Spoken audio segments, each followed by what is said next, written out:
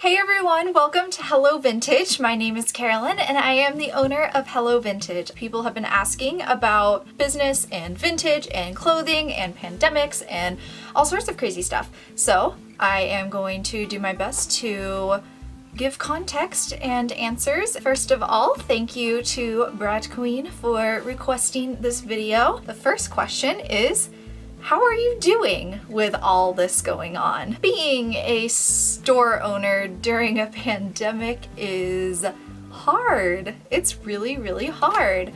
But I am so incredibly thankful, lucky, just like every good positive emotion that I have been able to kind of survive. Before all of this started, I was running my store in Oakland. I was not super active on social media. I didn't have this YouTube channel, but when COVID hit, just something in my brain just like switched and I was like, all right, let's take it online. Thank goodness.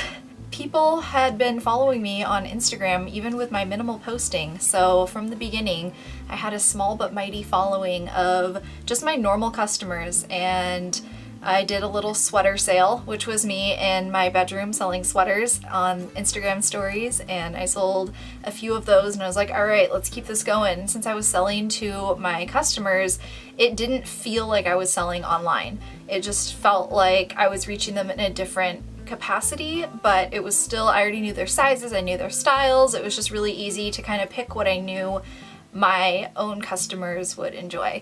And then it started growing. They would recommend people to follow the page. People would just find me somehow. Because people were coming slow enough, I got to know them. And even though some people I had never met, we had so many conversations over DMs. People would comment, people would send emails, and I got to know this whole new group of people pretty well, especially for meeting them on the internet. My whole thing with surviving the pandemic was keeping my core values as tight as possible, which is offering really good quality, which is sharing my fashion history knowledge and love and passion with everyone. Really wanted to keep what I was doing, but just translate that a little more online, because I don't see myself as being an online only store. So I did whatever I could to keep that in-person feeling, but just move it online. Back in July, I was allowed legally to reopen my store. So I opened it for about a week, but I didn't really feel comfortable the way that things were for me to keep it open. A lot of people weren't really respecting the store rules, so not everyone was wearing their mask, not everyone was being distant with each other.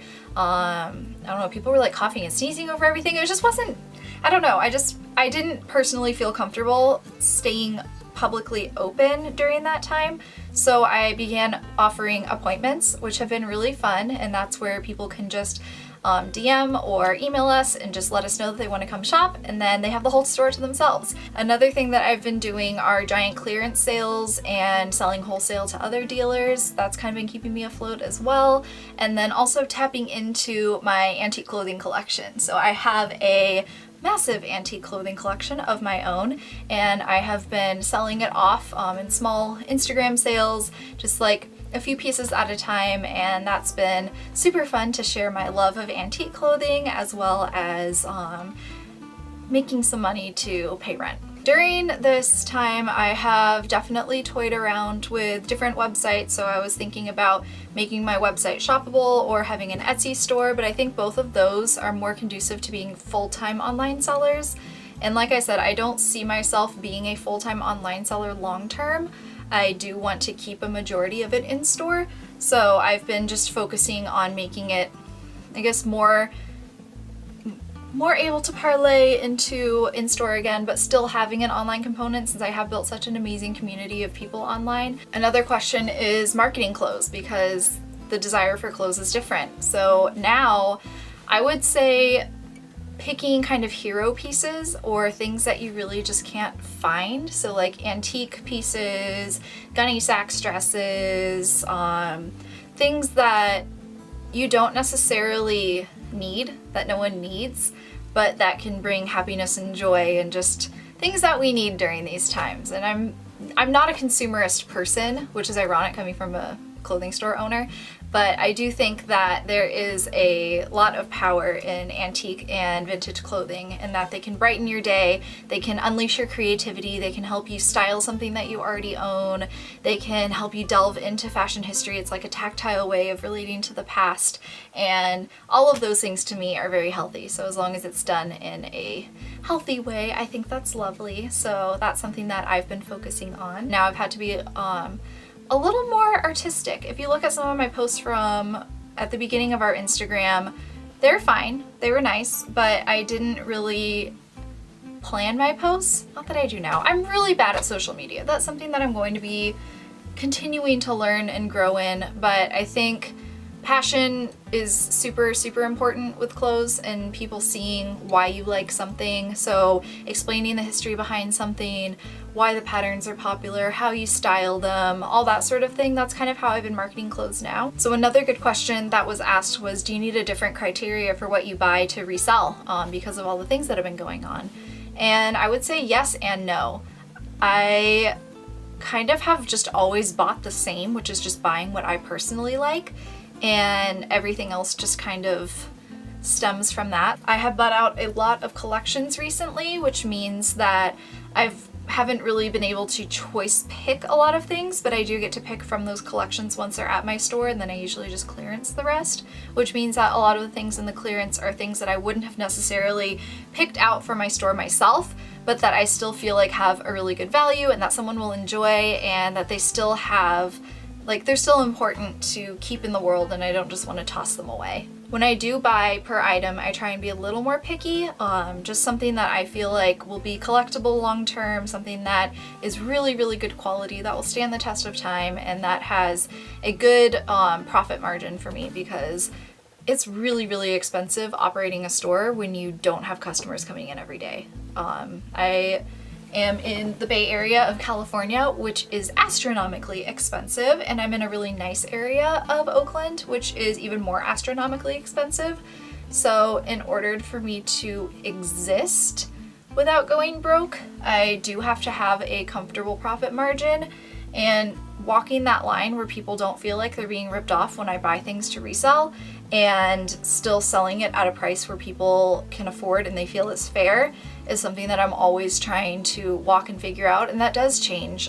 During the pandemic, certain things dropped dramatically in value and certain things went up ridiculously in value, and kind of always keeping your pulse on the vintage market is super, super important as a vintage store owner and a vintage seller, whether there's a pandemic or not. Another thing that has been super weird is trying to stay positive without invalidating other people's experiences, because I know a lot of other vintage stores around me have closed recently, and with that presents a lot of heartache and sadness for them, and sometimes it presents an opportunity for me to buy out what they have, and that is a weird situation. That's something that I still haven't figured out how to walk the line between, because it's a huge opportunity for me to obtain a large collection of really quality vintage, but also that's someone's dream that just died. I feel really, really bad during those transactions. I have tried to be as ethical as humanly possible,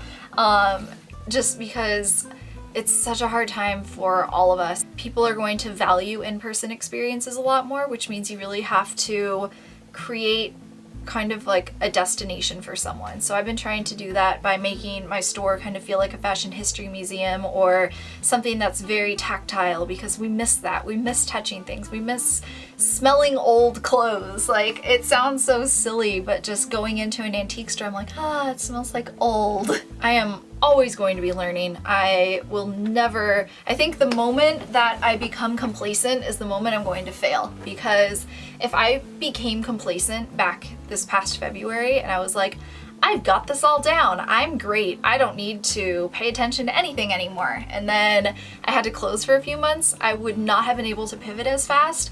And also I've been listening to my customers and what they want and what they expect and what they hope for, because your customers are amazing. Like, the evolution of my Instagram story started out as me modeling stuff in my bedroom, and people like that, and they like the human element of it. And there's some things that just don't work of me modeling in the bedroom. For example, men's pants. No matter what I do, if it's not my size, it's gonna look weird. And then antique clothing, you can't always model that. So I had to get creative with how to display things. For a little while I tried using mannequins.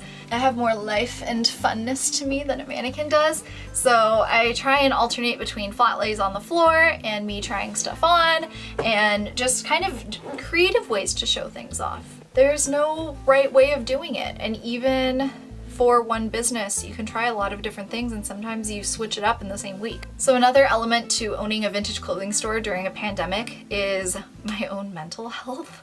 I would say at the beginning of quarantine, I went through a lot of weirdness, as we all do. I was just trying to figure out what I was doing. I had never sold on Instagram before. This was new territory for me. I was getting used to shipping things all the time. The post office became my new best friend because I couldn't see any of my other friends. So Ray at the post office is a homie.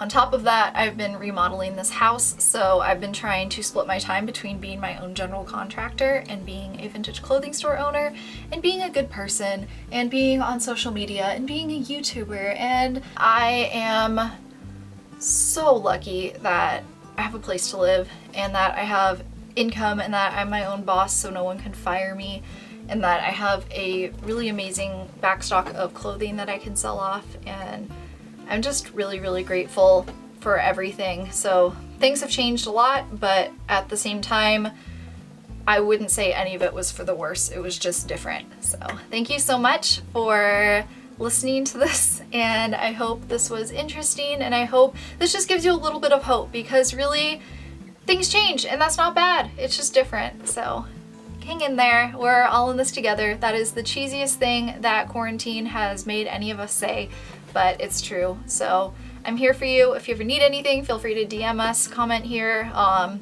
like and subscribe, because that's good for your mental health, because it means you get more fun videos, and I will see you next time. Bye!